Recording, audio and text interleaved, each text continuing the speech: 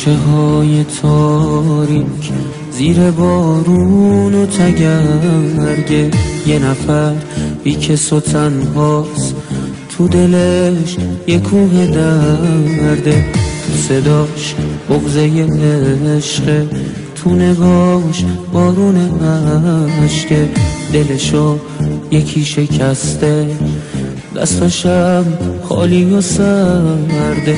من همون عاشق تنهام میونه غبار غمهام، اون که ماه هر شبم بود رفته و تاریک دنیا.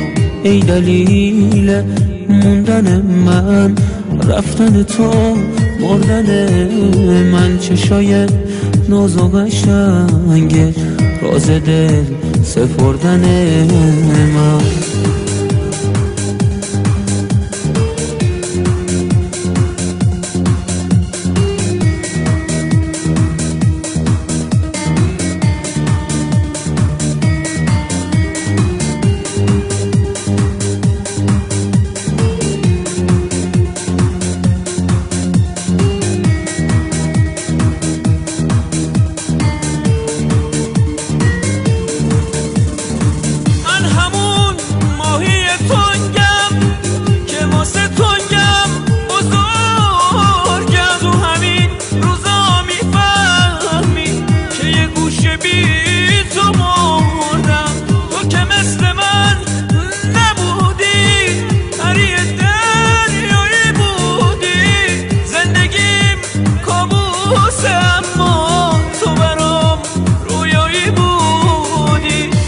نیستی بیقرارم، از نگات خاطره دارم، دوست هیچ کسو ندارم، به جنون کشیده کارم. من فقط یاد تو بودم، شعر چشما تو سرودم، بی تو تنها مثل برکه، با تو جاری مثل رودم. منو بستی چه غریبانه نشستی، من برات آینه بودم، سنگ شدی منو